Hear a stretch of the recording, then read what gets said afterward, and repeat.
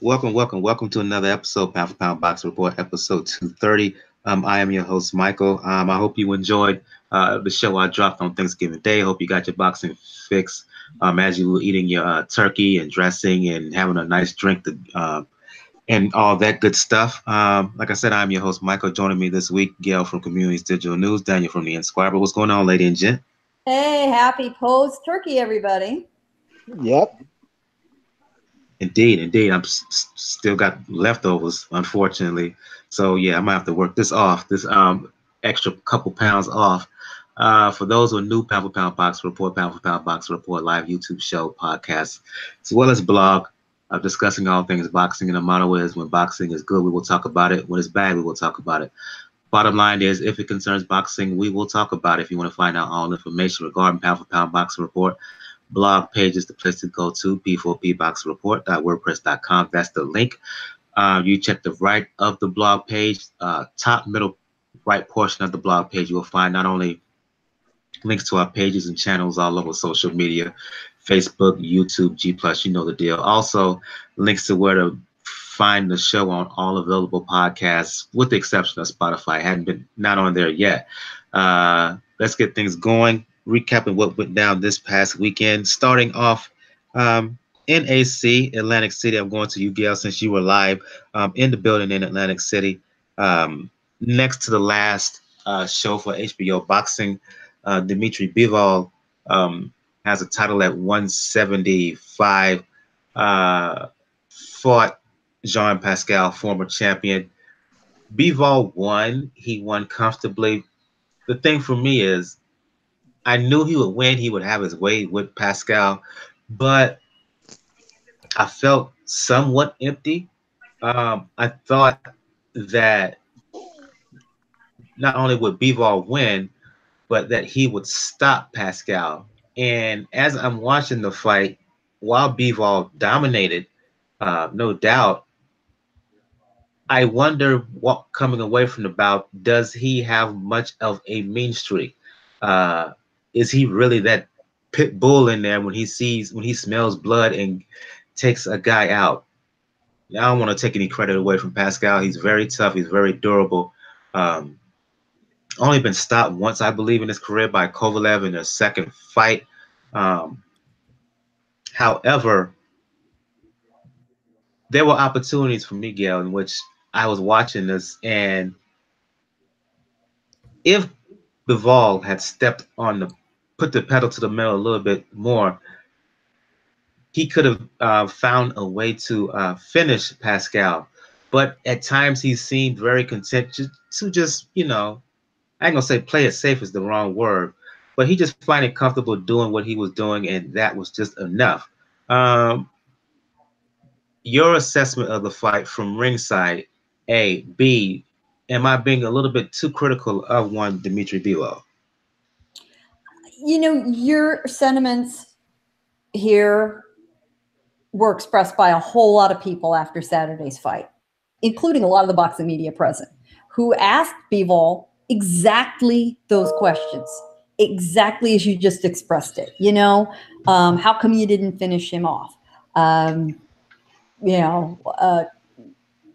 Was that really your best performance? Or yeah, are you a mean enough guy? And Bivol, like you did, pointed out, hey, he's only been stopped once in his whole career, once, and that was by Sergey Kovalev, back in his prime. So he said, listen, the guy is tough. The guy takes a punch. And I will say, I've watched Bivol training. I've watched him work a heavy bag, and it is impressive up close, really impressive. And I saw him treat Pascal just like he treats that bag in the gym.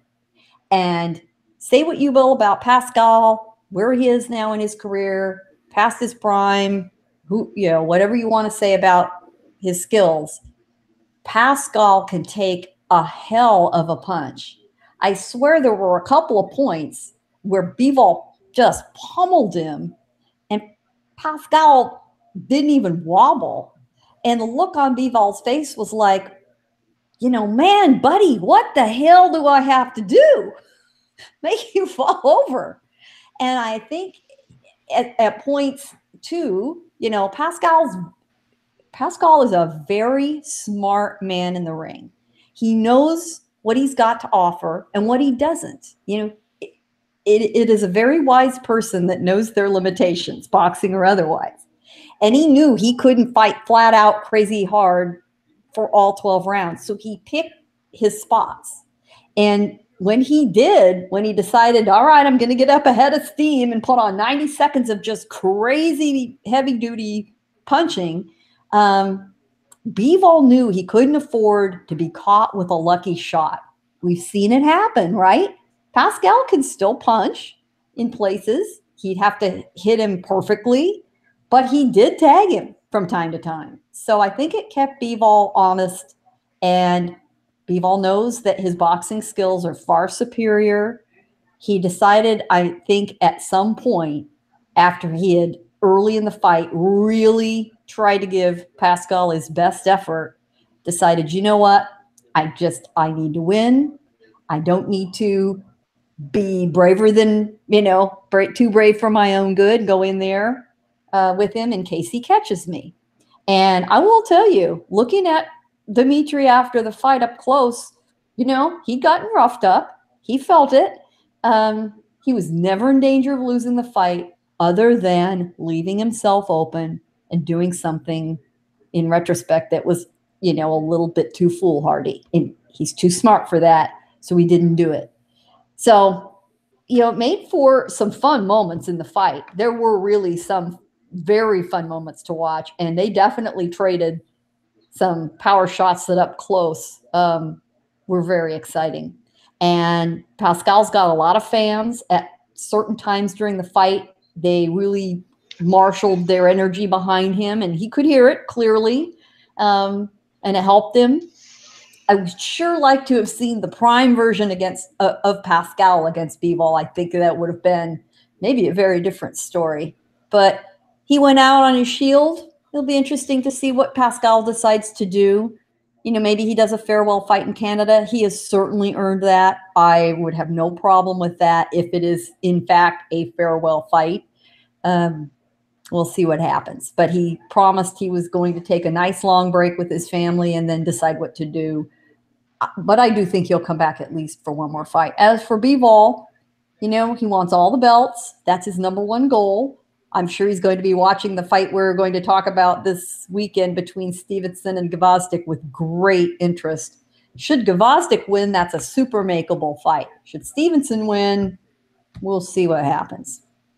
I'll go to you, Daniel, and I want your breakdown of the fight, of course, but I'll pose the question, same question to you that I posed to Gail. Am I being a little bit too critical here of Bivol?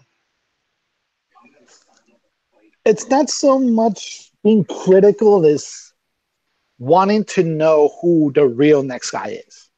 It's something that boxing fans feel all the time when you see somebody that dominated a division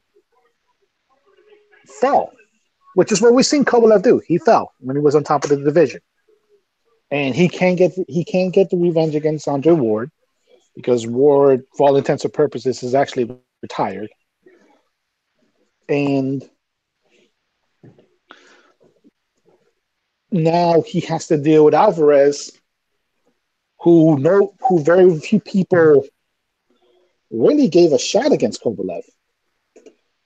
Now, the way the fight broke down, it seemed that Bivol's main objective was to win. Like he didn't, even though he said he didn't look for knockout, he did look for it early. But once he saw that the chin of Pascal can still last, he decided, like Gail said, I'm going to win. I'm just going to win this. I'm not going to take a risk.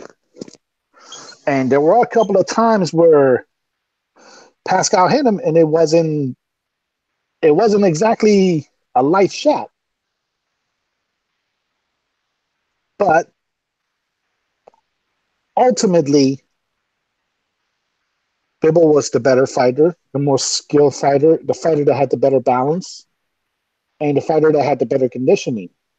And that was the tricky part of Pascal. Because there were like I think in the ninth, 10th, and probably even in the 12th round, I think. There were some instances where like the first 30 seconds he came out guns blazing. Because I think he knew that was his only shot. Now, the only thing that you can take away from this, like as a criticism for Bivol, is he did not go in for the kill when he did have a shot. I think it was around the 9th round where he really hurt Pascal. And he could have finished him with a really decent combination, but I think he didn't go to the body enough, even though he did go to the body effectively in the fight. But he got enough where he would be able to keep Pascal down. And like I said, it was a good fight. It was serviceable, but this is also one of the great criticisms you have of fighters that are coming up in the way they're match made. Like I mentioned, we would love to have seen a prime Pascal versus this version of Bivol, but would Bivol's handlers ever led him against, if it was like against a prime Pascal? Probably not at this stage. That's the nature of the beast when it comes to matchmaking.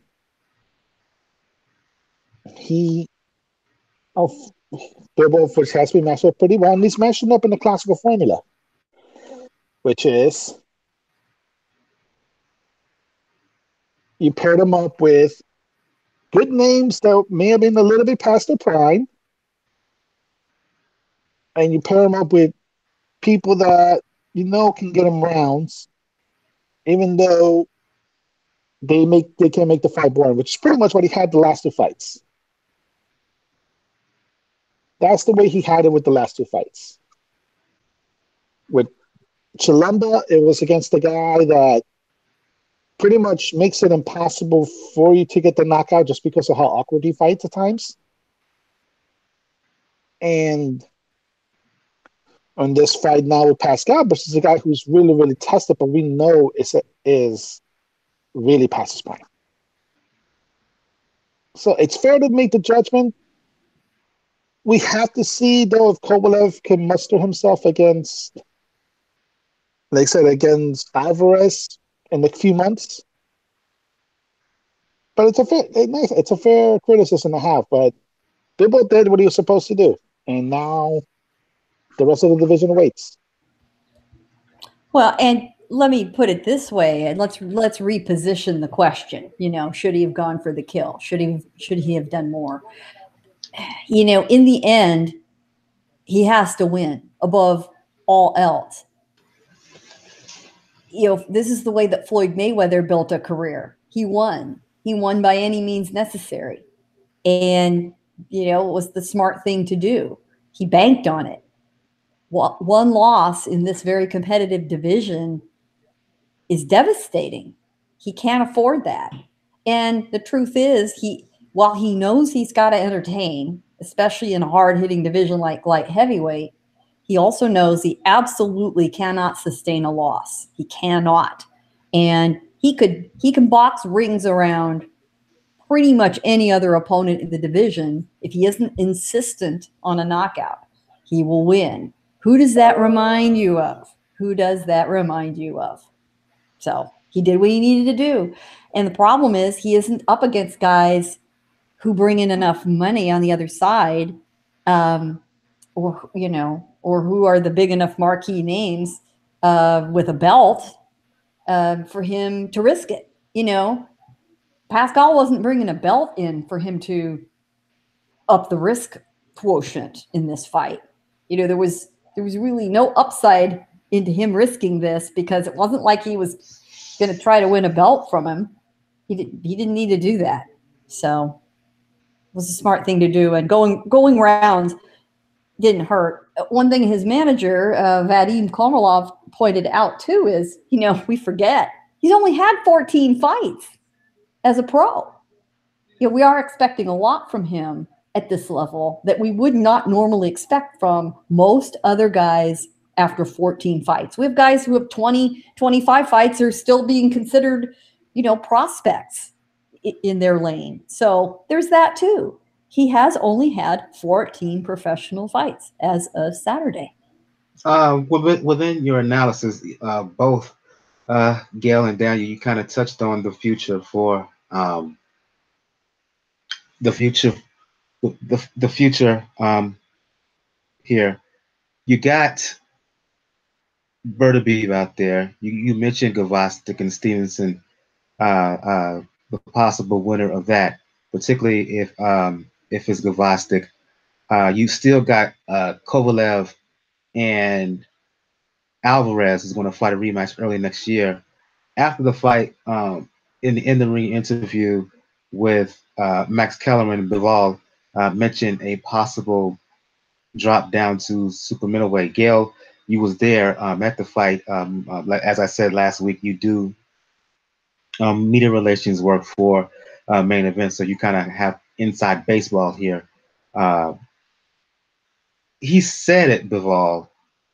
How serious is Bivol in his camp about the possibility of moving down to super middleweight? Absolutely serious. That's not an idle discussion.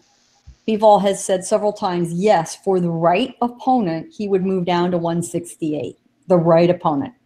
Okay, who's the right opponent?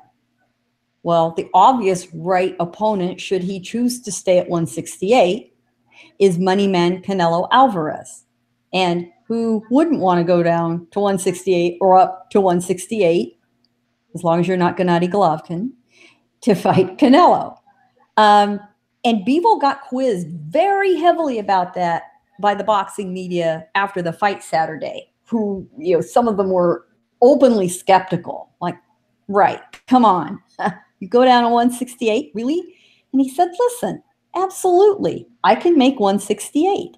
I'm not a big light heavyweight. I don't have to struggle to make 175 in the slightest. And he said, hey, I had a full breakfast a few hours before the weigh-in Friday, and I still came in at 174.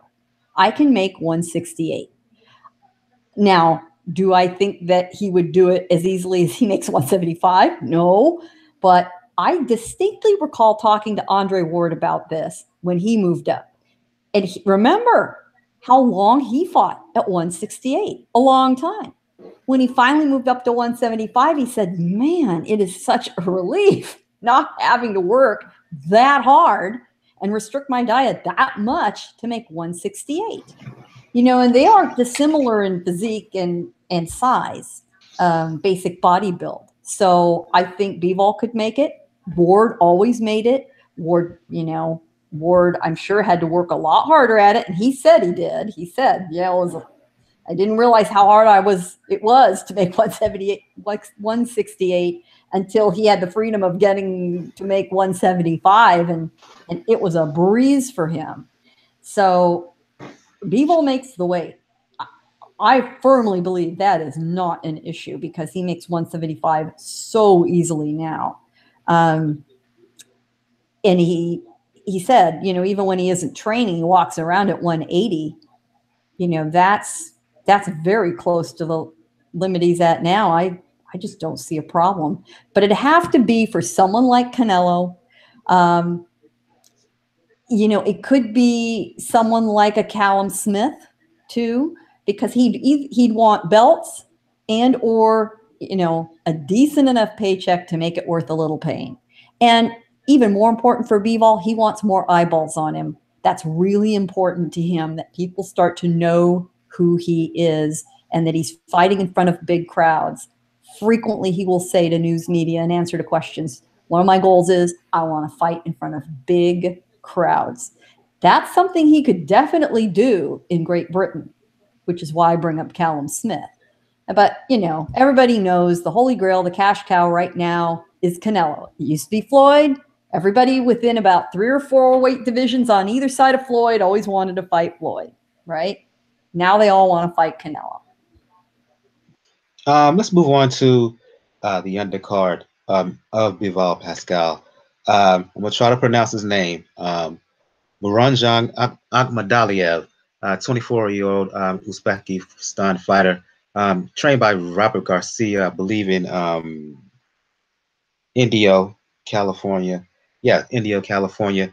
He fought on the undercard, scored in the ninth round, a stoppage win over Isaac Zarate. I'm going to you on this one, Daniel.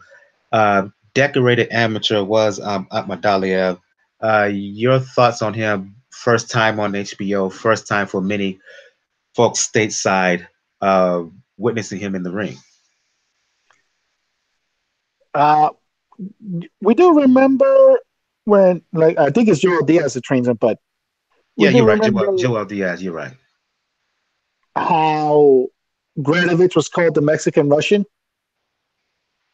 Yeah, this kid's getting close to being called that because the way he beat the living daylights out of Zarate with combinations, fluidity, and I give Zarate all the credit in the world. He took a beating and still stood there and just kept coming.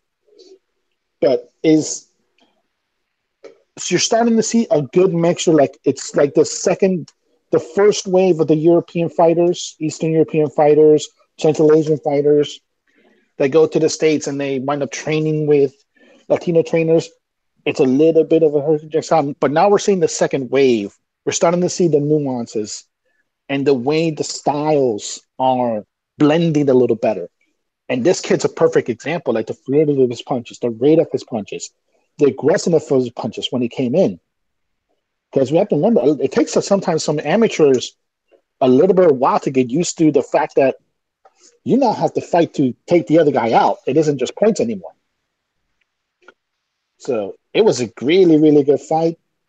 I would say I'd love to see him again, but we know the situation with HBO. Maybe, hopefully, either DAZN or ESPN Plus picked them up.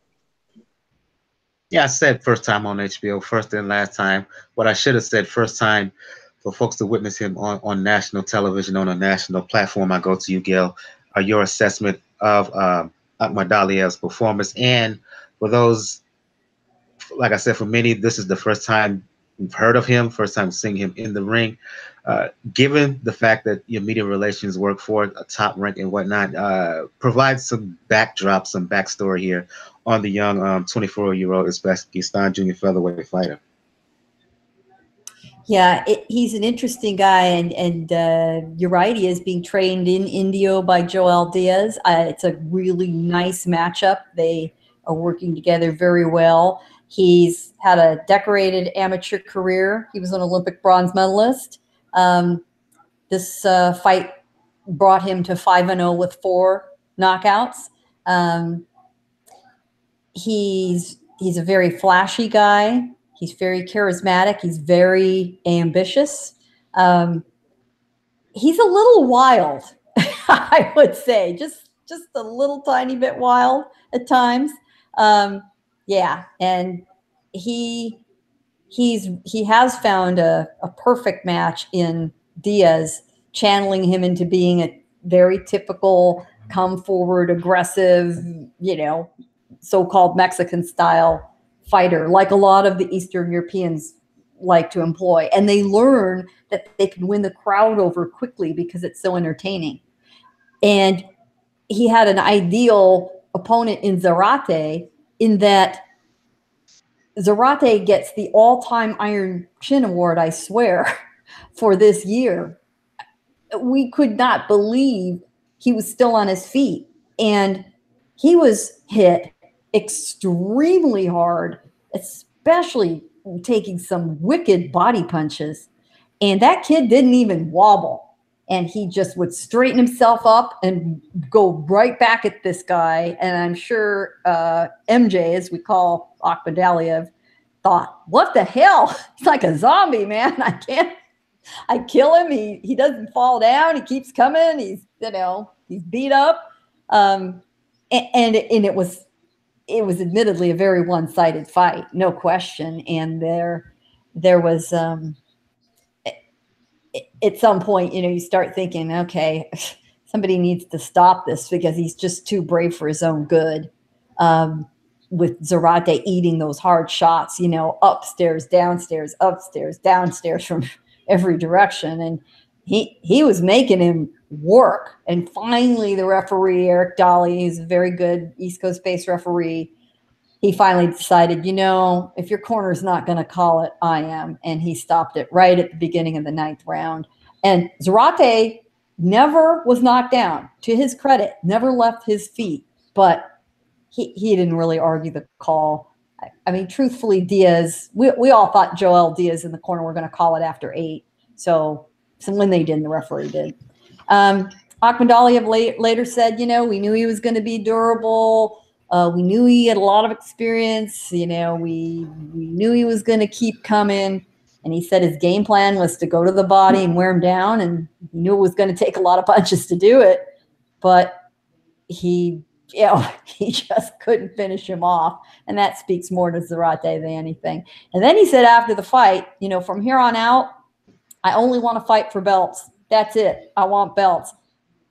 Again, here we have Slow down, young man. Slow down. Right. Slow your roll. I mean, he's feeling pretty good, but he's only had 5 professional fights. 5 professional fights. That's it. But, all these guys, they're training in the LA, Central California areas, Inland Empire, in Indio, or Riverside if they're there, or Oxnard if they're there. And all these guys look at one model, and we all know who they're looking at. And they cannot compare themselves to someone like Lomachenko. He's a one of a kind. He's a unicorn, man. But they all think, he did it, I can do it. I think some of them are going to get a very rude awakening. I don't know which ones. They certainly all have the drive, have the skills, have the potential, but I think we're going to find out as these ambitious young guys take on, some tougher opponents. They're going to find out just how special, and we are going to find out just how special and unique Lomachenko is.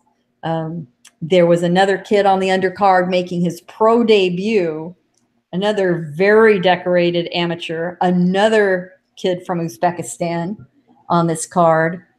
And his pro debut, his name is Israel Madrimov, made his pro debut in a 10-round fight for a minor championship title. Well, who else did that? Vasyl Lomachenko. That's where they all want to go. Yeah, that win for Akhmadaliev over.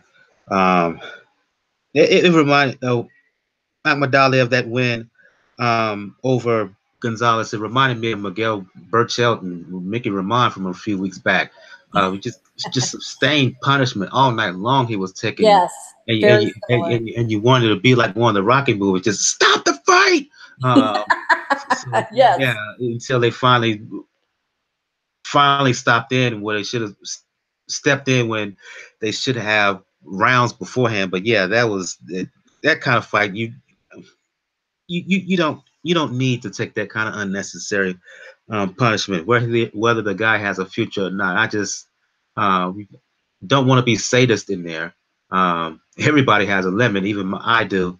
But yeah, he got beat up unnecessarily, in my opinion. But good win for Akhmadaliev. Good pro debut. Good U.S. national television. Well, not U.S. debut, but national television debut. And certainly on the fast track. 5th bout, and is already a 10-rounder, and he's talking about, as you said, Gail, wanting to fight just exclusively world champions from this point on. So ambitious young guy, no doubt about that. Let's see where he goes. One more fight, and I'll just talk about this solely since I saw most of it, well, watching it right now, watching the rest of it as we record this live show. Yafai defending his WBA super flyweight title against Israel Gonzalez over the weekend. And I have to say, in finally finished watching the bout, I felt Yafai lost his bout. Gonzalez, who a few fights back, I think it was last year, lost in 10 rounds to German Ankanyas, current IBF super flyweight champion, lost by a 10th round TKO. He controlled the fight from jump to me. He set the pace. He made Yafai come forward. And Yafai is not a guy who is as effective coming forward as he is fighting on the back foot. kept the jab in his face, made excellent use of his length and his leg movement. And Yafai had real problems catching up to him until very, very late in the fight, where he got home with a few shots here and there. But at the end of the day, I felt that Gonzalez won this fight 8-4 on my card. Just a quick analysis, 8-4 on my card. So yeah, Yafai, he got the decision, but in my opinion, he didn't win the fight. Bit of the sense of the fact that he was the A side in this fight, the fact that Yafai is the guy who is the name, if you will. He got a decision that he really didn't deserve. Will he get a rematch, Gonzalez? Probably not. But it's one of these situations where it's really, really hard luck. A guy who deserves the decision didn't get it. You know he's not going to get a rematch. So where does he go from here? For Yafai, he escapes and he moves on to hopefully bigger and better. But unimpressive performance from Cal Yafai. Very unimpressive in my opinion. Gonzalez, to me, kind of boxed the shoes off. Let's move on to some boxing news here. Rob Brant, who scored one of the upsets of the year, defeating Murata for the middleweight title. Well, turns out that over the past few days that Rob Brant has signed a deal with DAZN. I'll go to you, Gail. Given the Brant's surprising win over Murata, this could only be more good news for him signing with DAZN. It's great news for him. What a reinvigoration of his career, and another bit of information that leads us all to believe that DAZN is going to try to control as best it can some of these middleweight and allied division weight classes. Clearly, DAZN's big money is all invested in Canelo, but we're seeing them pick up a lot of his potential opponents because, how surprising would it be not if Brant moves up to go after Canelo or Canelo moves down to try to get his belt that he picked up off Murata. It's possible. I kind of like that matchup. So you see that happening, and then that gives them some more options with a guy like Daniel Jacobs, right? So it's just a smart move. It's as if they're slowly, assembling all the right chess pieces on the board, and they're going to have a lot of moves and be able to move them around. And I could not be happier for a guy like Rob Brant. Deserves his shot, earned his shot, won a lot of admirers in beating Murata the way he did. And it's just nice to have this little happy bit of boxing news to start off the holiday season. And I'll go to you on this one, Daniel. DAZN is making a hard push to sign Gennady Golovkin, Golovkin's team, who's expected to have an announcement by the end of the year who they're going to sign with. So yeah, to Gail's point, Daniel, it looks like Hurd, DAZN, that brand, that outfit, they're looking to sign up all the middleweights out there. The prominent middleweights minus all the middleweights with the exceptions of seemingly the Charlo. Yep. That's like I said, that's gonna be very interesting. And a little fearful at the same time, unfortunately. Because we just got through the Cold War, like the 2013 to 2016. Between Golden Boy, Top Rank, and then that extended to HBO and Showtime. Granted, yeah, the zone is being smart and putting us all the pieces for the division, but it also may mean that you're seeing a little bit more of a Cold War develop. As far as now, rather than just be promoters, so it'll be streaming service. Because it's obvious, okay, the one middleweight that pretty much a lot of people want to see Gail's fight against is not part of this deal. And we know that because of the Fox deal that he's not going to be part of that deal for a while. So we know ESPN has stated that they're not going to stop fights from happening. The DAZN never made that promise. So let's say Canelo beats Fielding and just decides that, you know what, 168 isn't for me. I'm sorry. Major error here. Major error. Major error. My apologies. I kept saying DAZN. In fact, Brant. Major error. My bad. Brant has not signed with DAZN. He signed with Top Rank. My bad. My deepest apologies. I had a brain freeze there. He's signing with Top Rank. Okay, yeah, okay. Well, that makes it even more interesting, actually. Because now you have half of the division that makes sense on ESPN Plus, and the other half on DAZN, with the Carlo, an exception, being on PBC. Now, it gives me more confidence in a little bit there because ESPN has said they're not going to stop the fight. But again, I go back to the Carlo situation. Let's say Canelo beats Fielding, but he just says, screw it. 168 isn't for me just yet. I'll go back down to 160. Eventually, like I said, that WBC mandatory has to come up. It has to come up. Like, Charlo has to be the opponent at some point.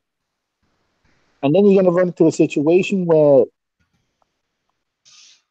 PBC knows that any fight with Canelo is pay-per-view.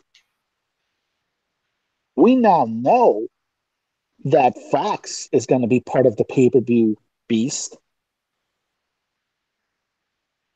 And that's going to be a tough battle because how many people you honestly think that DAZN is going to keep Canelo just as part of the streaming services, not going to try to do DAZN pay-per-view? Business-wise, it would be foolish not to do that. So that's going to be an interesting dilemma. But I'm reading it up and now, like, yeah, it makes sense for Robert. This is a co-promotional deal. It kind of makes the Morano rematch even more obvious as the point to make. So Rob Brand most likely is headed to Japan for the rematch. But it's a good thing for Brant to have because if Brant beats Murata again, then you at least have a secondary piece that they said you can dangle and you force yourself into the discussion with DAZN and you force yourself into the discussion with Canelo and you force yourself back in the pay-per-view situation, which, again, it opened up the avenue. Is it going to be the DAZN pay-per-view or the ESPN pay-per-view?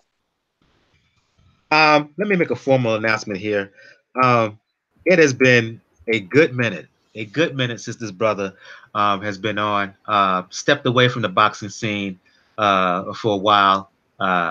Some personal issues. The last time we talked wasn't even about boxing. It was about kind of rebuilding, upliftment, and whatnot, infrastructural things regarding U.S. and his home country of Tobago. Back from a long hiatus. Brother, what you need is back. Thanks for joining us on the show, brother. Thanks for joining us. Thank you. Thank you for being here. Let me bring you back. Let me get you into this middle of this discussion, and then I'll go back in for your analysis on some earlier fights we talked about. We're talking about Rob Brant, who upsets Murata over in Las Vegas back in October to win the middleweight belt, signing a multi-year deal with Top Rank. Your quick reaction to that? The fight was a one in which I was kind of impressed with him. Not really. He still took some punches. He still took some punishment. But as to his contract with Top Rank, good for him, man. I'm glad he's got a, full-fledged promoter behind him. I think it shouldn't be a problem. It shouldn't be a hindrance to him getting fights in the middleweight division. So that's good for him. I'll go back for your analysis on the fight we first talked about, Dmitry Bivol, Jean Pascal. While Bivol won and was dominant throughout, what you need, I was pretty critical of him. Even though Pascal has only been stopped once, I felt that this was a real opportunity for Bivol to impress and stop Pascal. I thought there were moments in the fight where he could have done that, but he kind of got comfortable, kind of settled a bit. Was okay winning and dominant the fashion by decision instead of really stepping it up and taking him out and really making a stamp on the light heavyweight scene, letting folks know I'm here and I want to dominate. Your thoughts on the fight itself, and I'll ask the question that I asked both Gail and Daniel. Am I being a bit too critical here of one Dmitry Bivol? I think, honestly, seeing that he sparred Jean Pascal before, they were sparring partners. He actually knew he actually knew what Pascal was trying to do, and you have to give Pascal a lot of credit. He didn't win the fight, but he was setting traps for Bivol all the way through. He was changing up his looks, he was changing up his action, his different methods of attack. You saw quite a varied approach by Jean Pascal. And to Jean Pascal's credit, he wasn't really being hit flush for most of the fight. I think sparring has a lot to do with it. These guys kind of knew each other, kind of like with Danny Jacobs versus Derevchenkov. They knew each other. So it would be a much more tactical match as a result of that. And I think what Bivol did, which I thought was brilliant, was he knew the trap was being set. So he had to stay in balance and use his jab. And he couldn't just pivot around Pascal. Now, Pascal's a little wild in terms of how he comes in sometimes on his opponent. He just swings wild and crazy sometimes. But there's a method to the madness. He can also box. And there are a number of traps that Pascal set, and Bivol actually discussed it at the end of the fight. I actually commented about it on my channel. That was a brilliant match. I mean, I think a lot of people expect Rock'em Sock'em, or they expected Bivol to be a puncher type like Sergey Kovalev. Bivol is not Sergey Kovalev. Bivol breaks down his fighters and then stops them late. He's a boxer, not a boxer puncher. He's a boxer. Sergey Kovalev is a boxer puncher. The difference between Bivol and Sergey Kovalev is Bivol can work on the inside, he can work on the outside, but usually he uses distance and he will try and pivot around his opponent. You can't pivot around Pascal. Couldn't do that. Sergey Kovalev was a boxer puncher. He has heavy hands. So where Pascal tried to do certain things and Kovalev catches him, he naturally will knock you down or stun you because he has heavy hands. You saw him knock down Andre Ward, if you do recall. So he has heavy hands. So there's a difference between what Sergey Kovalev did, and I guess people are thinking that because Pascal's old, he's washed up. Pascal has extreme amount of experience. That's an extreme experienced fighter. He had very good conditioning in this fight. I didn't see any point in time where Bivol could stop him. He didn't look stoppable at any point in time. In fact, he was bobbing and weaving a lot of those punches, riding a lot of those punches. So even though Bivol may have hit Pascal, he was riding the punch or rolling the punch. And it would have been a horrible mistake if Bivol tried to go in for the kill, because Pascal would have counterpunched him. And as you saw, Pascal was very dangerous in rounds 9 and 10, and he was setting traps for Bivol all the time. And we could see bits and pieces where Bivol just didn't go for the bait. Very smart boxer. He didn't go for the bait. He kept behind his jab. He used jabs to pile up points. He wasn't necessarily scoring, but he was the more active fighter. And that's how he won that fight. He had to play it safe. You have to box smart. And he did the smart thing. And I thought he did what was necessary to win that fight. And unlike the fight where he destroyed Sullivan Barrera, broke him down and then destroyed him, it wasn't as easy with Pascal. Pascal was trying to goad Bivol. You see Pascal sometimes using the double guard and smiling behind the double guard. Yeah, keep on doing that. Keep on doing that. He's goading him in so that he could counterpunch him, right? So that was the trick that Pascal was doing. And very wily veteran, very wily. So no, I don't think that Bivol did anything stupid. And I think he boxed very sensibly, very smart. You got to give him credit for that. But what I'm really impressed with was Pascal. The variety, the diversity of approach he had. No, he wasn't winning the fight, and yes, he was trying to set up Bivol to knock him out pretty much. But he is very wily, very cagey, very live, very much dangerous. In fact, if you look at how the fight ended, you saw how dangerous Pascal really was. And Bivol was trying to, you even heard the announcers trying to will Bivol on to win the fight. There was a lot of biased reporting sometimes, you know, talking about Pascal's washed up and this. He wasn't washed up. He's very live. And so I thought that Bivol actually, this is probably his toughest challenge he's faced so far, and he passed it. He passed it with flying colors. Remember, Bivol is, in terms of pro, he hasn't had a lot of pro fights. He's a world champion already. And you have to give him his credit. Every fight is going to be a learning experience as he fights higher tier opponents. And this is what's going on. So I would love to see him against RWBF. I would love to see him against Badu Jack. I think Badu Jack is his mandatory, who was the WBA champion and had to give it up to face Adonis Stevenson. So Badu Jack versus Bivol will be beautiful. I would love to see that. Jack is a tougher fight. He boxes the mess out of Berdabiev. Bivol boxes out BWF. I don't know. I can't say. He would outbox, in my opinion, he would outbox Berdabiev. Badu Jack would be a tougher fight. Berdabiev is strong and can hit, yes, but Berdabiev can be hit. And I don't think he reacts well to folks who move on him. Well, I can't really say. I've seen him on his ups and his downs. I think he needs to be motivated for whatever he has to face. BWF is also a smart boxer. So I can't really say. I haven't seen him lately. I know he's a world champion. I think Ilya Alvarez is also a good boxer. Even though he does get hit. He was hit by Sergey Kovalev as well. But then again, you can't compare Kovalev to Pascal. You can't compare. You remember, it's always the opponent you're facing. Right. You're going to be up for. Like, you can't compare. Like, Tyson Fury is going to face Deontay Wilder. You can't compare his other two fights he had in prep because, you know, he'll be up for Wilder fight. He wouldn't have been up for those two fights. You know, it's just what it is, you know. Right. Let's move on to some news here. I'll go to you on this one, Daniel. This is regarding Terence Crawford, Bud Crawford. You saw the kind of back and forth he had with Errol Spence during the Maurice Hooker fight a couple of weeks ago. Looks like negotiations are happening for him to fight one Luis Collazo. It was thought that he was going to fight how do you pronounce his name? EK, I'll call him. Your reaction to the fact that his team is deciding to instead fight Luis Collazo instead of the Mean Machine?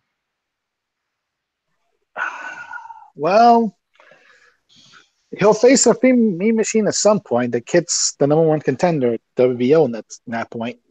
So he'll face him eventually.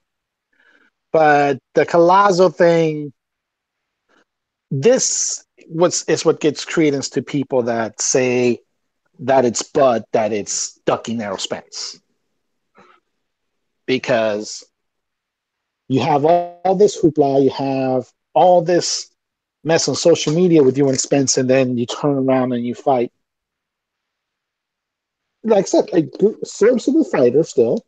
Like I said, a very tough fighter in Luis Collazo. But at the end of the day, it's Luis Collazo. So, that gives a little bit of credence, but this is, like I said, this is the part of the divide that I think we're going to start seeing it when it's going to be networks that are going to be preventing this. A lot of it. Not so much promoters, but networks. Because obviously we know Spence is busy. Spence is going to fight Mikey. However that's going to turn out. And Bud is just going to have to keep himself busy because the only other opponent that could have been marquee for him, he scampered off to Al Heyman and Manny Pacquiao. So there's not much anything that Bud can do. Like he can only fight what he can. And until somebody comes on like a Kell Brook, if he decides to go back down to welterweight, maybe the Miracle. Like I said, for somebody like that, he's going to be fighting these guys. First of all, I want to thank Boxing Now, uh, uh, Umi Clark, excuse me, Gus for Corruption in Boxing, who's joining us. Gus said to the fighter that you mentioned, making his pro debut, Gail. Gus said he's a special talent. Aiba gold medalist. Thinks he has one of the best left hooks already in the sport. Boxing Now in discussion about GGG, he said he thinks Golovkin should go with DAZN or he gets no shot at Canelo again. I tend to agree with that. But even if he does go with DAZN, doesn't mean that Canelo's going to fight him because, you know, Canelo's the diva right now. He controls the show. Big Rotten Apple also, who's joined us in the chat, he says he's really enjoying DAZN. He says that they are consistent. He can always depend on them for fights on the weekend. He asked that I talk about the Lebedev Hunter fight. No, I did not, because from everything I've read and what Gail was telling me on the show, the pre-show, that bout was a snoozer. So it really wasn't worth mentioning. Talking about quick word on that, Gail. Quick word on that, Gail. Gail doesn't even want to talk about it. That's about it. Yeah, she went mute on me, so that pretty much lets me know how she feels about it. Oh, were you asking me about it? I'm sorry. Did you woke me up? Yeah, it was a person to talk about that snoozer. Yeah. Yeah, and the person in the YouTube chat was asking, did we talk about that fight? It was, yeah. Well, Michael Wilson was actually the guy's name, but you know, there you go. Yeah. Yeah. I mean, I found myself during the fight. You know, your attention wanders. First of all. Second, it's in Monte Carlo in the, salon, which is just this spectacular, beautiful room. When you realize you're looking at the chandeliers on the ceiling more than you are what's going on in the ring, that's a boring fight. I'm sorry. It had no highs or lows. It just ground along. If you had popped in on any round, it looked like exactly the round you had just seen 2 or 3 or 7 before. He got his win, fine, go home. There were just, at some point, there does need to be some entertainment value in a fight, or at least some technical genius to admire. Because boxing is entertainment at its core. You've got to have people watching to fuel the sport. Fights like this do not advance the cause for keeping boxing alive. Unfortunately, it really was that damn boring. I'll put it to you guys like this: Lebedev is my boy when it comes to cruiserweight. He's been my boy for a while, but I can't even defend that. Wow.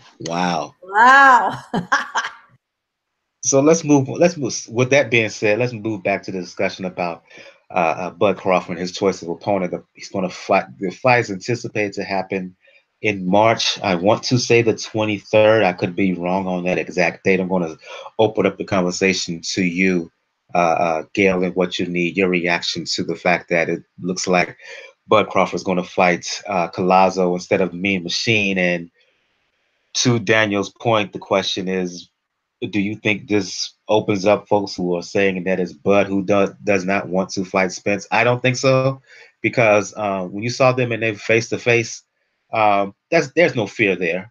Unlike a certain other prominent welterweight who acts like he doesn't want any part of him whenever he's in his presence. But again, your thought on Terence Crawford's looks like his choice for upcoming opponent.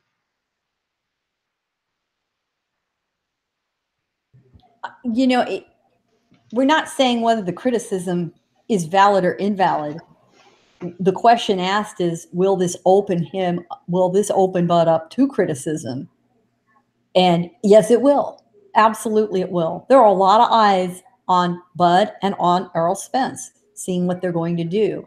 Every decision they make is going to be talked about, second guessed, short of them fighting each other.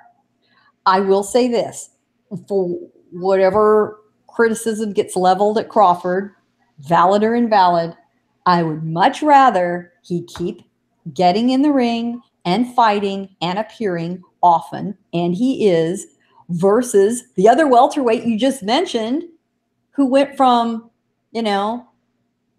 one time to sometime to no time to will we ever see him anytime? We don't have to say that about Bud. You can say a lot of other things. If you see this as a problem and make your case, I'll listen to you about it. But what we can't say is that he's sitting around on his backside waiting for the so-called perfect fight. That he doesn't do.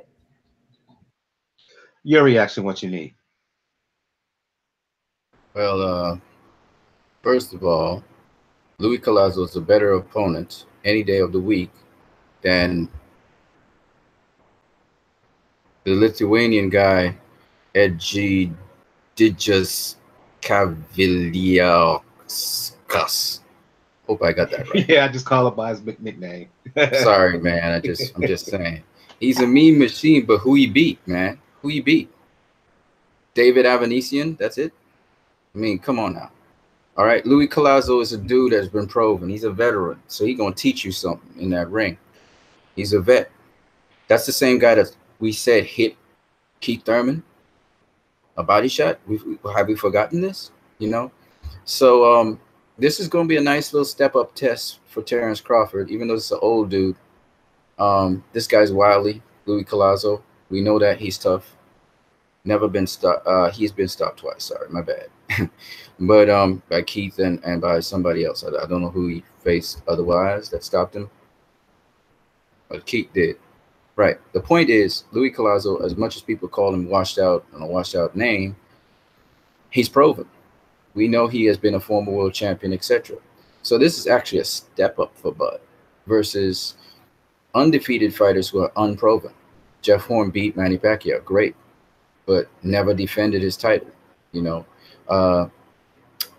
Jose Benavidez, he has a great name, but he been clocked with overhand rights by Mauricio Herrera, and we all know Mauricio Herrera won that fight, right?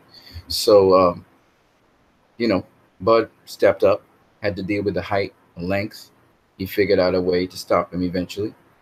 Should have stopped him earlier, but it is what it is. So my point anyway, and dude had a bad hand, right? So all I'm saying is this is actually a step up in two ways. One, it's not a top rank fighter, right? It's not in-house. Went across the aisle to Al Heyman. That's an Al Heyman fighter. What's that saying? Terence Crawford wants to fight Errol Spence, and this is the first step in that direction. Now, if Terence Crawford steps into the ring with Errol Spence tomorrow, I favor Errol Spence to beat the brakes out of him because he hasn't faced welterweights, true welterweights and elite welterweights at the high level as Errol Spence, Danny Garcia, Sean Porter, and Keith Thurman have. They have faced the best welterweights in the division already. They haven't faced all of them, but they have. So if Bud Crawford, who, if you look at his best wins in his entire career, they're Yuriorkis Gamboa and Ricky Burns. Anybody want to challenge that? That's his best wins. And that was at lightweight, folks. So if you look at it, as much as people talk about undisputed champion, Danny Garcia's faced stiffer competition at super lightweight than Terence Crawford has. And if you know anything about boxing, it's about who you fight and who you beat. It's not about, it's great that he's undisputed. That's great. But you have to look at level of competition. That's how you learn in boxing, by the level of competition you face. So as much as people want to call Terence Crawford pound for pound, it ain't based on his resume. It's based on his skill set. It's not based on his resume. He's yet to prove by stepping up in the welterweight division and facing somebody. And the first person they present is somebody he could handle, Luis Collazo. So I'm cool with it. It's a good matchup. It'll be a good fight. Collazo's going to bring something that he has not seen before, right? Because Collazo's wily. He's slick. He's tricky. You're not going to hit him flush just like that. And if you're not paying attention, he could upset you. So he's a kind of guy, Luis Collazo, which Terence Crawford needs that kind of challenge. If he smokes through him, that's great. But this is this way of crossing over and dealing with an Al Heyman fighter. And I really like it. I really like this matchup. Just wish Collazo was younger, though. Hey, and more active. Jean Pascal was what he was, and What happened with BWF? He had to be cautious because when you're in that ring, you can never underestimate your opponent. Okay, George Foreman at the age of 40-something years stopped. You know what happened. So you don't underestimate your opponent. And them vets, they real tricky, man. Yeah, but still, you're right. You're right. I'm just saying. I just wish he was younger, and I wish he was more active. I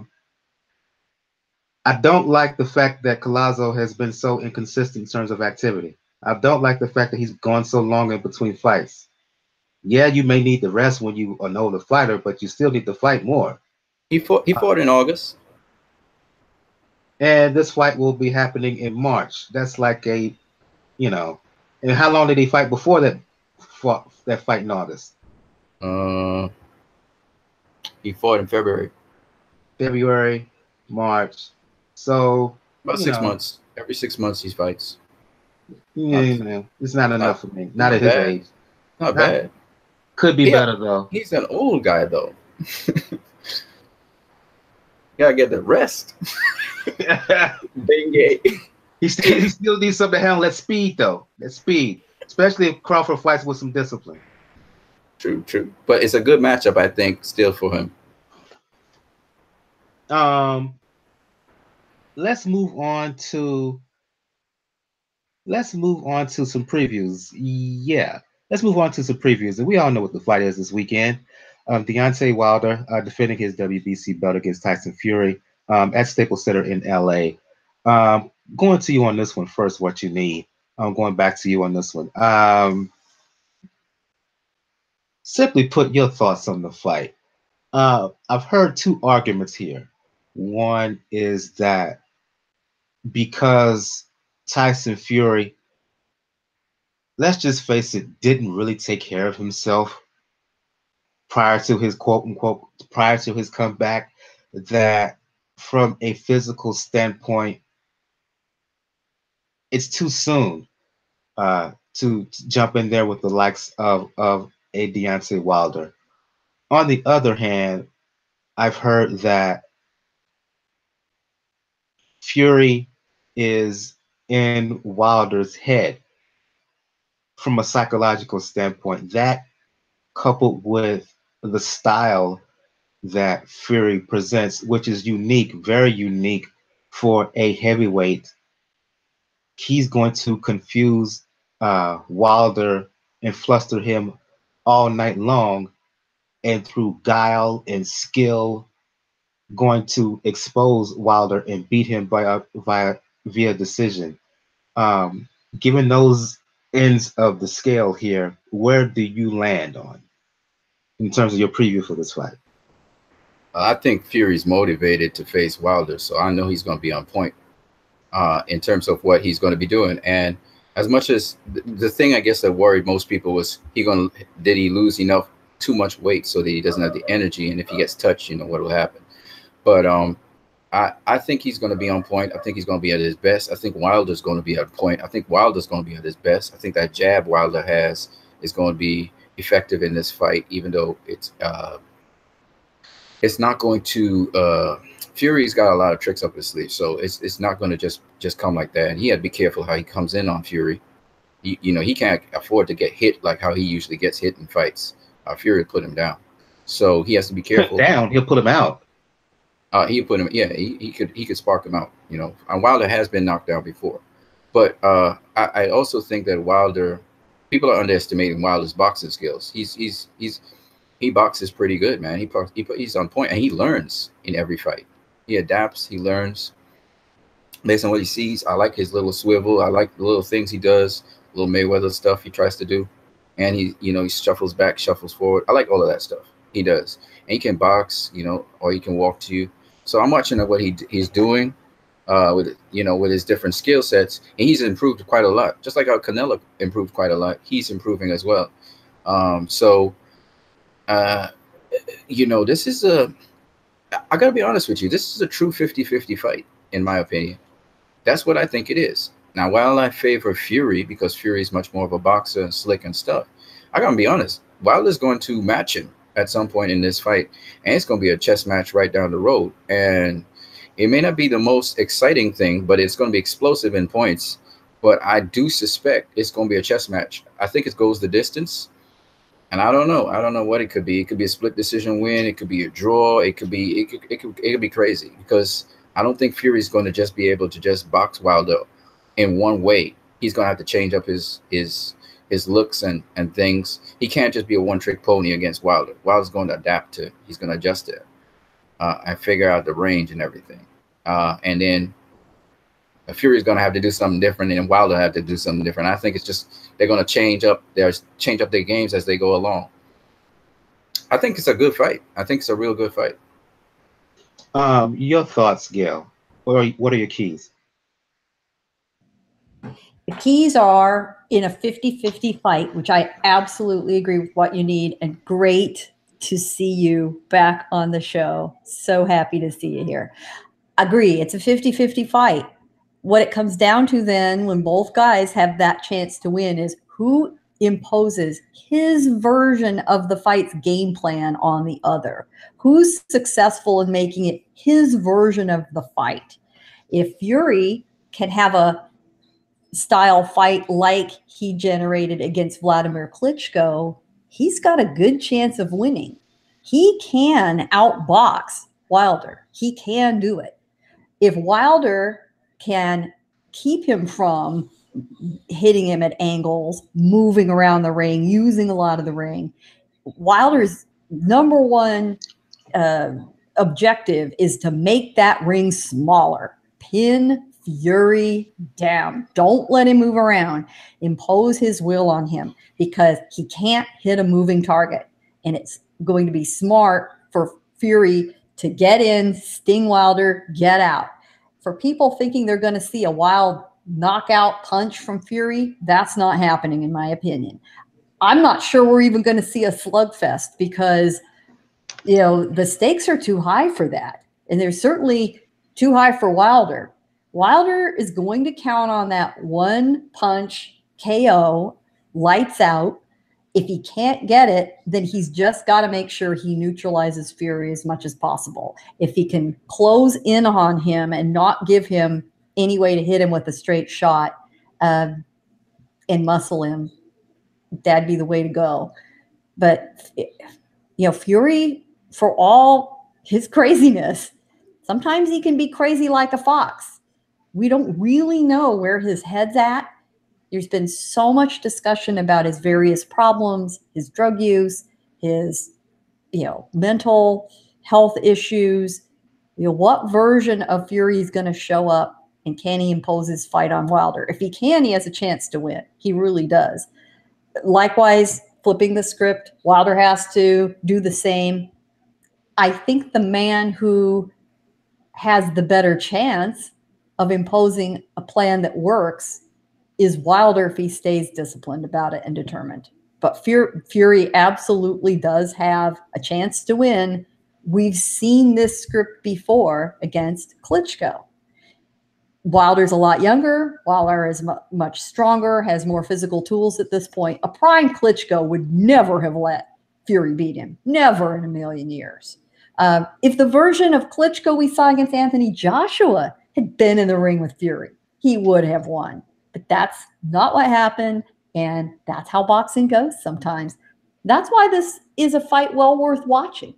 For whatever happens, there's so much intrigue that it's a fight worth spending a few dollars on. The key for me, and I'll go to you in a bit, Daniel, the key for me is the jab. Who establishes the jab? If it's Fury who establishes the jab, Wilder can be in real trouble here. Particularly if he establishes the jab and the pace, because Fury, to me, he doesn't fight at a great pace. He fights at a slow, measured pace,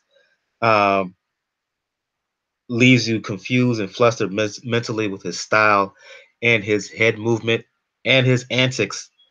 He gets in opponents' heads that way. And I would like for Wilder in this fight too.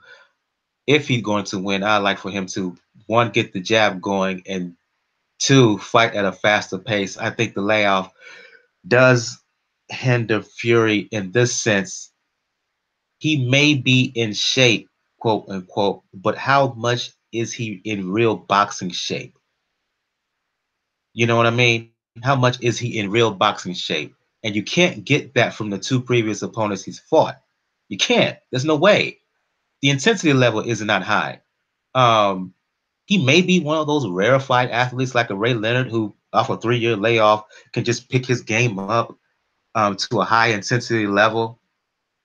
But then again, the difference is that this is a prime Deontay Wilder here, and this is not an extensive Ray Leonard fighting a Marvin Hagler coming off of a year layoff against a Mugabe who, while he beat Mugabe beat him up to the point that Hagler was pissing blood for a week after the fight.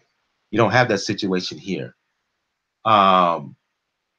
So I would like for Wilder to win. I'm saying I don't like for him to win, but if he should win, for me, he needs to get the jab going and step up the pace, fight at a faster pace, to see where Fury's conditioning really is.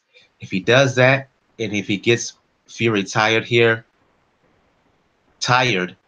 and lackadaisical in terms of mentally, he can catch him. If he catches him, no heavyweight out there can take his punch. For Fury, keep the pace low and measured. Switch up styles here. I wonder what happens if Fury will go to the body of Wilder some, how he react to that. I've never seen anybody go to the body on Wilder. I'm picking Wilder to win, but it's not going to be easy. It's going to go rounds. I think he will eventually get to him late, but I'm going to go with Deontay Wilder here by late stoppage. You was wanting to chime in? What you need? What I want to say was that don't be surprised if Fury walks to Wilder though, because Fury can bang a little bit and he can box a little bit. And you remember when you're think of Floyd versus Pacquiao. Floyd walked to Pacquiao first, made sure he landed punches on Pacquiao, so Pacquiao will respect his power. So if Fury does that, walks to Wilder, makes Wilder respect his power, that's where he can maintain range. So, you know, there are little tricks of the trade, the feints and all of that stuff, and especially if Wilder's trying to establish the jab. The one thing, though, that Wilder does that's really good, it doesn't do it perfectly, but the jab to the pit, if he can try and somehow establish that somehow, some way. But, of course, the jab to the pit is dangerous because if you're jabbing down low and your opponent, especially setting a trap for you, they could come with a counter right on you. So you have to watch for that. That's a dangerous task going to him in the same way that Floyd did to Manny, because Wilder has a tricky style himself. He has a unique style himself, and all the talk of here and here how Fury fights this way and how he confuses that way. Well, Wilder does the same thing too. He has his little antics, for lack of a better word, here in terms of his hand positioning, in terms of how he moves. So Fury could do that to quote unquote get his respect, but you know, Wilder does some things in there that's confusing as well. Fury got that reach advantage. Yeah, but he can nullify that. Wilder could nullify that if he can get the jab going. That's what I'm saying. The jab is the key for both fighters. The jab is the key. Your thoughts, Daniel? I'll be blunt when it comes to this question. How many of those people that say that Fury get into Wilder's head and that Fury is going to walk away winning this hold a British passport? Because that's pretty much my thought on this. If this was the Fury of 2015, 2016, I would say, yeah, this was a 50-50 fight. It'll be an interesting fight, that it'll be a advantage of styles. But this is a fight coming off of Fury where he's been the coke fiend for more than 2 years. And then looked like he was trying out more to be an NFL offensive lineman than a boxer. Now, I commend him for losing the weight that he has. I commend him for getting in shape and getting everything together. It's a good story. Like that interview that he did with Mauro Ronaldo is one of the best things you can see in all 2018 when it comes to boxing. But that layoff factors into it. That's why I asked the question: How is he really in true boxing shape? I don't think he is. I think he should have done at least one fight versus a European level real heavyweight. Maybe a David Allen would have been a decent test for him in that sense. Maybe even, you know what, if we're talking about fighters that you don't present a lot of risk but can give you something as far as size and reach. I can't believe I'm saying this, but David Price could have given Fury a little bit better look than what he's seen. Because if you're going to try to employ the same psychological warfare that you're going to employ against Klitschko, knowing what Klitschko was probably going through, it's a little bit different because Wilder is not going through, does not have a partner that's going through postpartum depression. He's going against a Wilder that knows that this is taking away the only major linchpin that keeps him away from Anthony Joshua from a logical standpoint. At least when it comes to British fans, because we know the major fight that becomes Fury versus Joshua, it's only big right now, unless Fury wins, is in the UK only. And Wilder knows that if he takes Fury away, you eliminate that argument from the British boxing fan, and then you put all the onus on Joshua at that point. And to Whatchamani's point, and this is something that Wilder hardly really gets credit for, he improves something in every fight. Whether it's the jab, whether it's the hooks, whether it's the right uppercut, whether it's the mental aspect of the fight to stay and not, and weather a storm like he did in the fight with Ortiz. Like you could, like I said, you can make an argument. Everybody can make an argument in the seventh round that Ortiz could have easily, if it was under the right ref, would have said that Ortiz could have stopped Wilder. Stop right there. Let me ask a general question here. And this is for everyone. How much do you think Wilder has and will learn, has learned from that fight with Ortiz, particularly what he went through in round 7? Not just from a physical in terms of what he can take, but from mentally as well, going through that kind of storm. You learn a lot. You learn a lot if you can weather something like that. It gives you the confidence to take the chances that you sometimes need to take in a fight that's this well matched. You learn what your personal version of the risk versus reward ratio is, and Wilder has to push it in this fight. It's not as if he's fearing the same sort of power. So knowing that he could get rocked to the point of coming very close to having a fight stopped and yet come back from that, that's an enormous lesson, an enormous skill and confidence booster. You can believe in your heart that if it happens, you'll respond that way, but you really do not ever know until you've got to go through it and see how it feels and what happens. It's the old cliche saying, we have all heard it so many times, quoting Mike Tyson, that everyone has a plan until they get hit. Yep. You've got to go through something like that and come out the other side a winner to know for sure. And not only is the fact that a mental aspect to it, it gives you a little bit, like I said, the risk-reward factor goes into it in the second fight, because Whatchamani mentioned it. Fury has the height and the reach advantage. Granted, it's 2 inches. And we know that Wilder has never faced somebody that is taller than him and has a longer reach than him. So I think he has. As tall as him, as reach as him? I think he's somebody faces as tall as he has, not somebody taller. I think early in his career he faced a tall guy. I can't remember the name. That was taller than him. Yeah. I have to look it up, but but at this stage, yeah, it's pretty telling.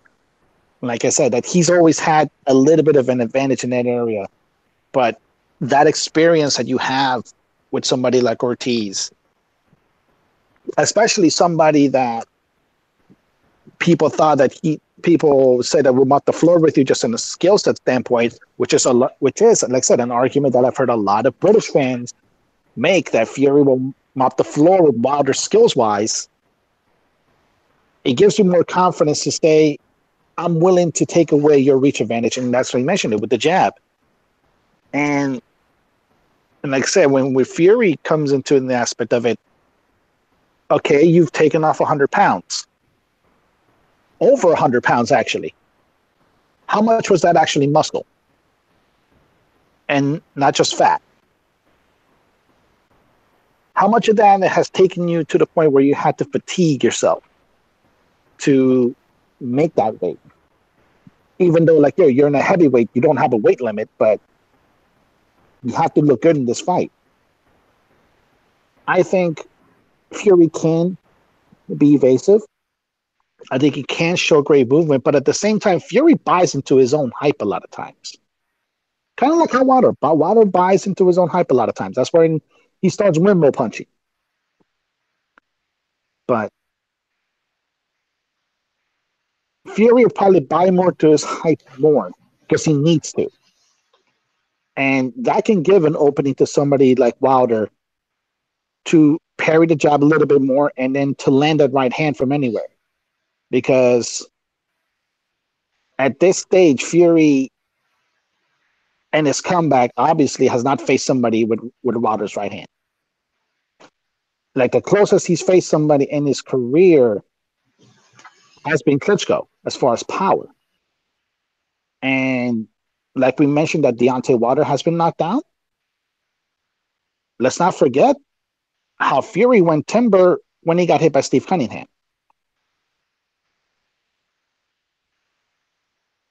So both men have been touched up and both men have been knocked down.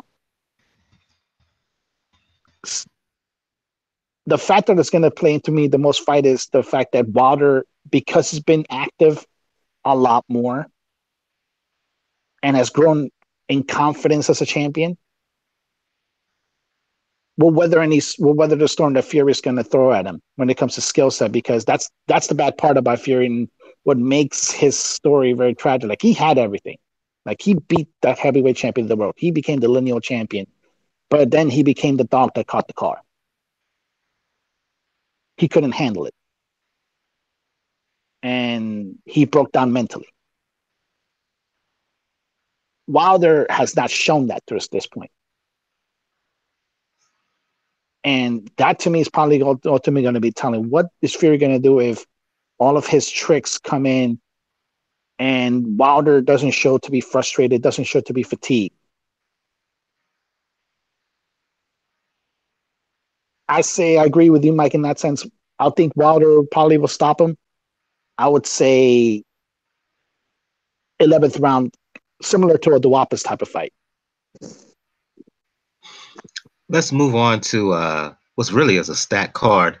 Some low-key, pretty decent names here on this Wilder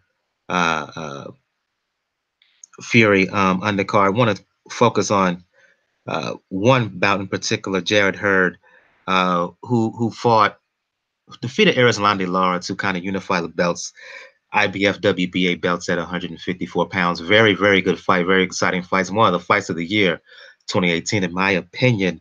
Returning to the ring, against British fighter by the name of Welborn. I'm sorry, and I'm going to you on this, Miguel. It's nice that Hurd is getting into the ring, but let's face it, this is a tune-up fight, in my opinion. Hurd, too big, too strong. I've seen Welborn fight. I've seen him get stopped. I've seen him go down from headshots and body shots. Hurd is a slow starter, but once he gets warmed up, he's going to take this guy out. Your thoughts? Oh yeah, no question about it. He's built for that in this fight. But he's there for some other reasons. Apart from his last fight, frankly, against Lara in Las Vegas, he's had very few appearances on the West Coast. Vegas is as close as he's gotten. His only previous fight in Las Vegas is against somebody I know very, very well because he's under the main events banner, and that's Frank Galarza, who he beat in 2015. He's had most of his fights, in the Brooklyn, Fort Washington, area. So this is a smart appearance to get in front of a large crowd of Los Angeles fight fans so that they get to know him a little better. That's a big, big market. And so that's important, and the networks are there for, still that's important. All he needs to do is put on an entertaining, flashy performance. Does it advance his career from an athletic or a sporting point of view? No. He's there with other goals in mind, thinking long-term in his career and building a fan base more places in the United States. So smart move for him to do that. Welborn just, happens to be the sacrifice. Now, the other thing is that Welborn is a UK fighter. So, he's getting a shot to perhaps please the fans watching from Great Britain who think to themselves, well, okay, I want to see Fury, but what else do I get out of this, buying this card? Well, here's another, of his countrymen on the card. So, another reason to slide him in there. The truth is it could be anybody against Hurd. It didn't matter. So, why not have a little, something to dangle in front of the British fans? Fair enough.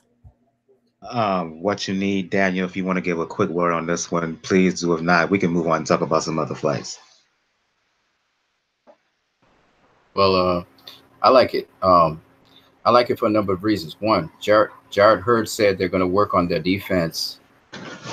They're going to work on their defense for this kind of fight. So that's pretty interesting to hear about. It's a showcase fight and the big pay-per-view, man. To be on a pay-per-view card, it's huge. Showtime, one of the biggest networks out there now for boxing. So it's huge. Like Gail was saying, it's all about the eyes, getting the eyes on this up and coming, great unified champion at 154. Showcase him. You have a couple of hard fights, and now you showcase him, set it up for the Charlo fight. So when it comes up on PBC, you can have some of the people from the UK tuning in. Hey, who's this dude? So you kind of introduce him to the UK fans as well as you're introducing him to American audience. And he has some things that really are interesting and spectacular about him. So, yeah, I mean, I love how he rolls punches and how he sort of bobs and weaves. He crosses his feet sometimes. He's a little clumsy, but he got some interesting things that he adds to the game. So I don't know if that's naturally or whatever, but it'd be nice to showcase him, man. Quick word, Daniel. Do you want to move on?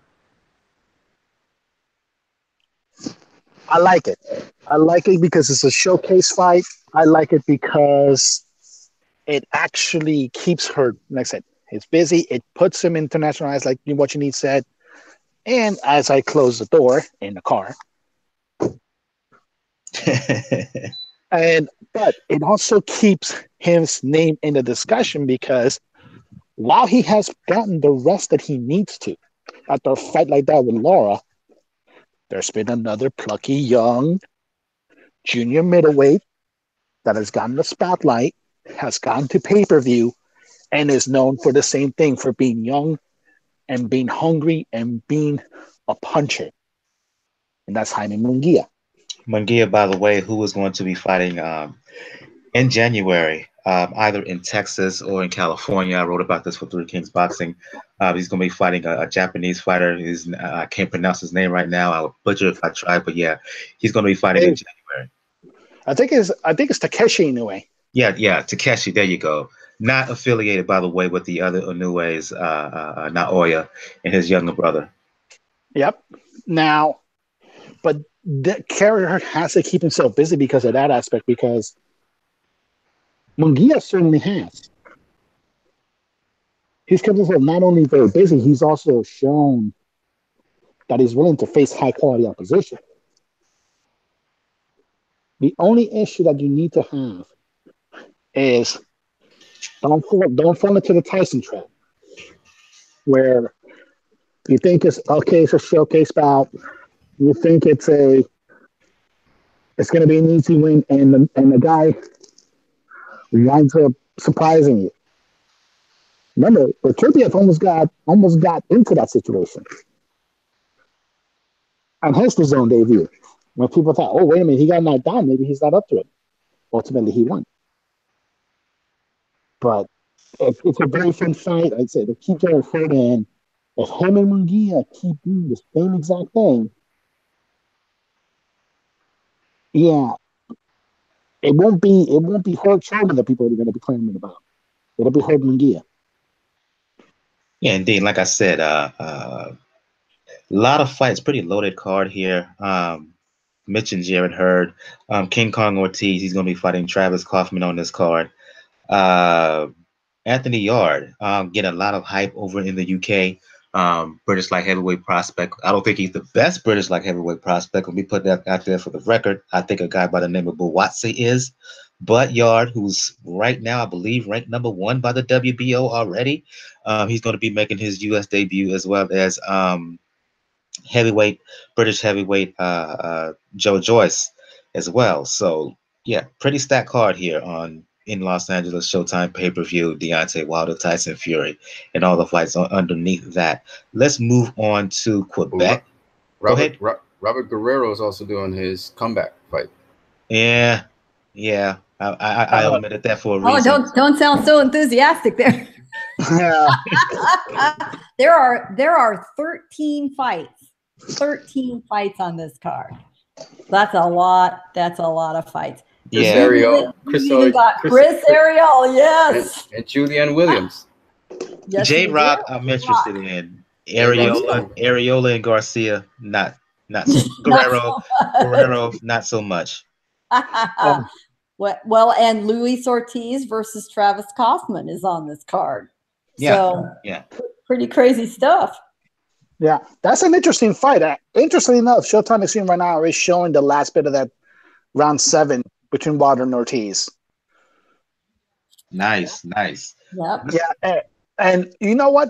That's a fight I want to watch, the Ortiz Kaufman, because Kaufman has been talking a lot of shit when it comes to it. He's pretty much accused Ortiz of never having a clean victory in the fight. Well, and very smart to put Ortiz on the undercard, because should Ortiz win and win handily or win in a spectacular way, it gives Wilder an option for a rematch, biding his time if he can't get the fight with Joshua. And I see on our little window here what you need, bobbing his head up and down. That's right. I like him back on the show because he agrees with me. But yeah, that makes a smart option on the chessboard to say, okay, if nothing else is out there and they want, another big money fight. I mean, who wouldn't want to see a rematch between those two? I sure would. I'd be happy with that. Yep. Just look at how they did. Just look at how this fight is. Like, folks, if you have Showtime Extreme, turn on right now. From round 8 to round 10, like you just see the growth of Deontay Wilder in that fight, because not many heavyweights have taken the barrage like that from Luis Ortiz and not only gotten back up, have managed to stay up, not even go down once. So, and that's a good fight to have, because Ortiz is a worthy challenger, and it does feed a narrative into it where Wilder is willing to go to fight people that are risky, because from a skill set standpoint, yes, Fury is a risky fight. Meanwhile, then his fans can point to Anthony Joshua and saying all his opponents, save for Klitschko, have been him playing safe.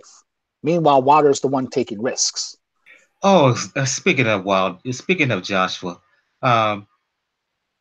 I don't play sides here when it comes to the potential Wilder Joshua fight, but it's not a good look that he's not going to be at ringside. I just have to say that that's not a good look. He should be there. He should be there. Um, if Deontay Wilder can go to the UK and be ringside for his fight with Klitschko, if he can go to Belfast and be at ringside for Fury's comeback, it would be nice for Joshua to be in LA and ringside for this fight. I'm just saying, it really would.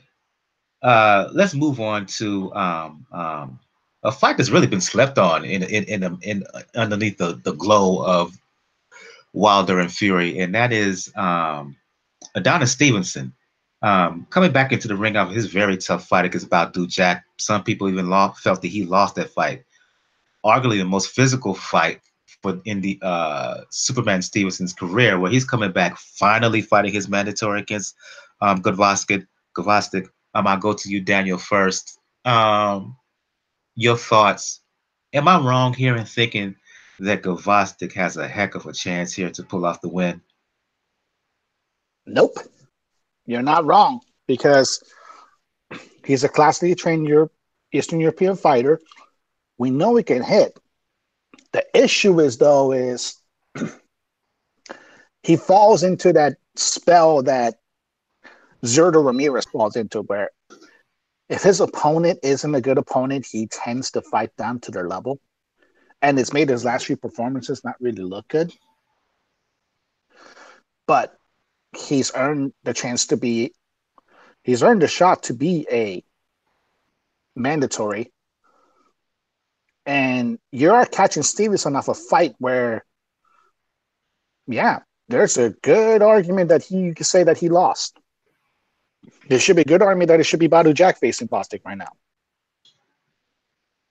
But it's Stevenson, and this is the first Stevenson mandatory hasn't fought in 4 or 5 years?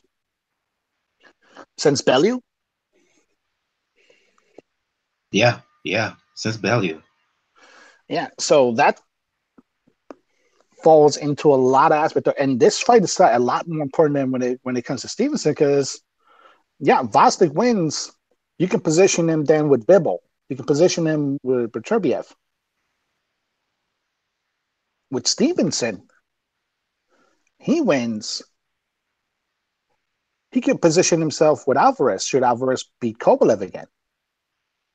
Because now you have no excuse. You can't just say, oh, step aside money, this and that. Now he's a champion. It's a title unification. It's the one thing you haven't done as a light heavyweight. The one thing that you, as Dom Cena, has been accused of ducking because of the other belt holder was Kovalev. I still say, though, that unfortunately that beating that he took at the hands of Badou Jack, as physical as that fight was, may have taken something out of him.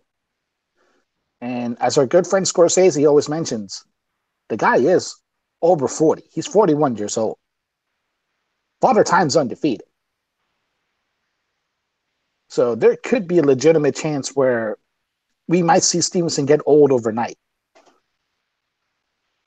And a perfect timing in for Gvozdyk, young champion, who is now in a division that's now is completely dominated by Eastern Europeans, with the lone exception being a Colombian who lives in Canada. Yeah. Want to give JD in the chat. Thanks for joining. Thanks for listening to the show live, JD, over in the YouTube chat. The fighter, that tall fighter you was mentioning, what you need in terms of Deontay Wilder facing Kelvin Price, wasn't quite as tall, little bit shorter reach, but it's a little bit similar, very similar in height to Deontay Wilder.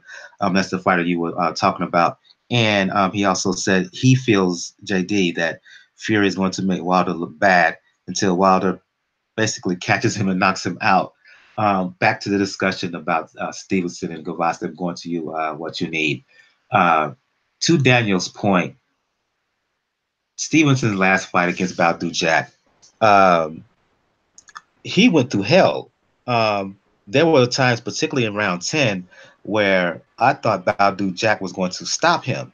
Stevenson had to dig deeper than he has at any point of his career.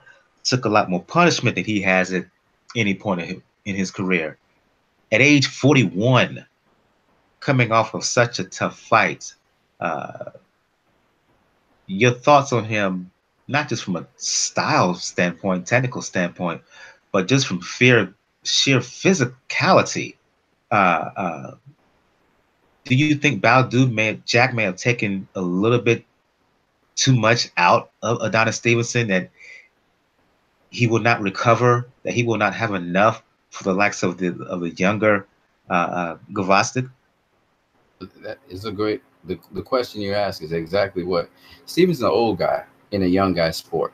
He clearly is an old guy.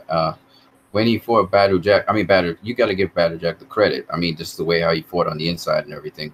And Badou Jack's not even a true light heavyweight. We could clearly see he's a small guy.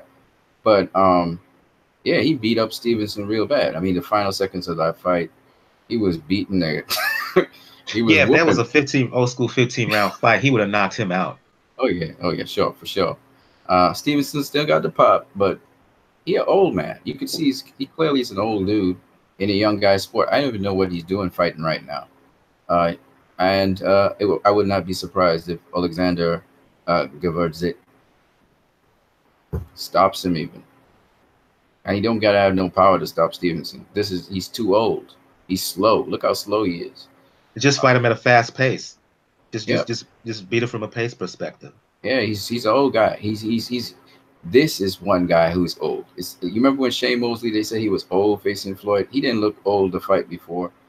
This fight here, Stevenson's going to be looking old, but he looked old to fight before.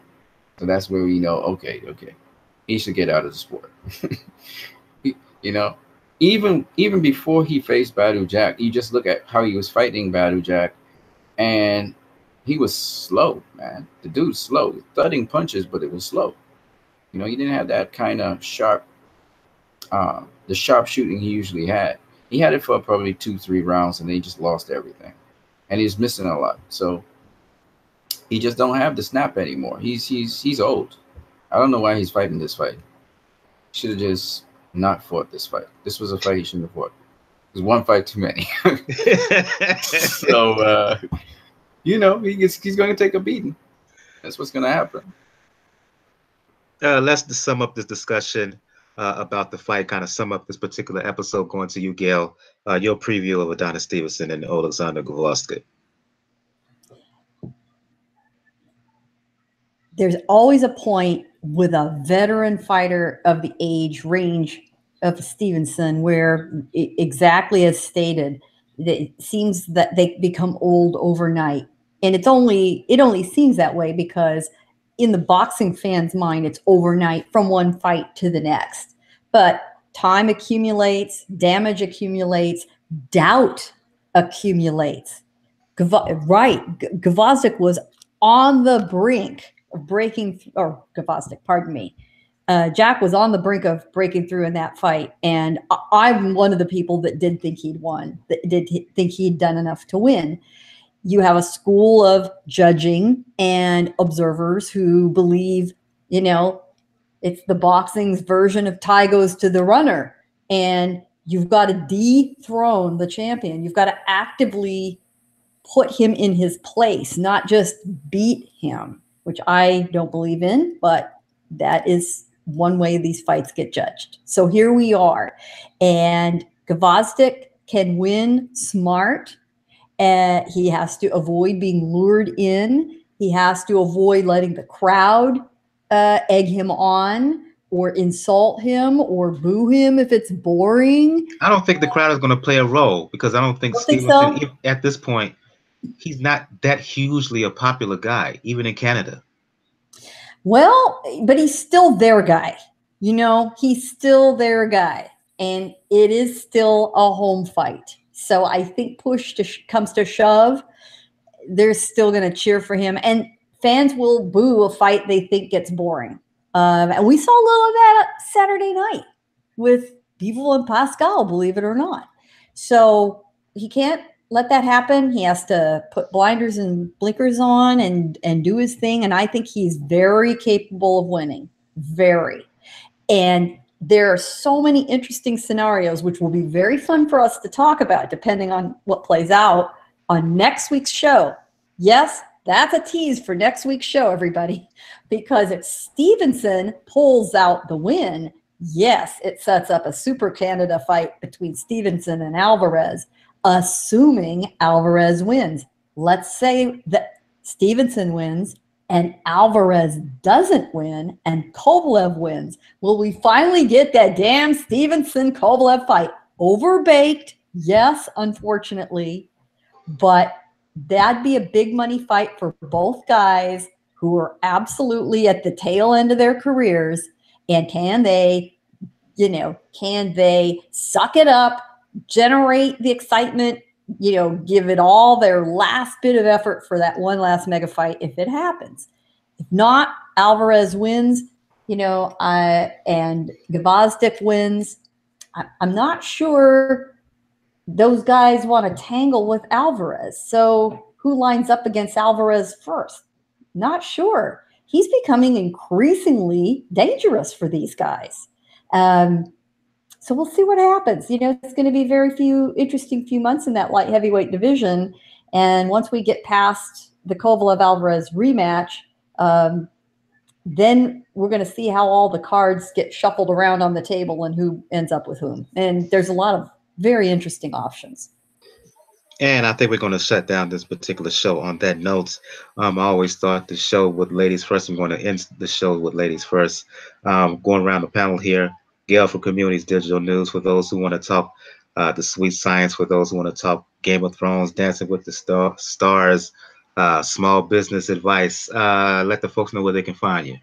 Well, you can find me on my regular column at Communities Digital News, COMM, Digi, D-I-G-I, News, comdiginews.com. And I want to use my other remaining few seconds to say how happy I am to see you back, what you need on the show.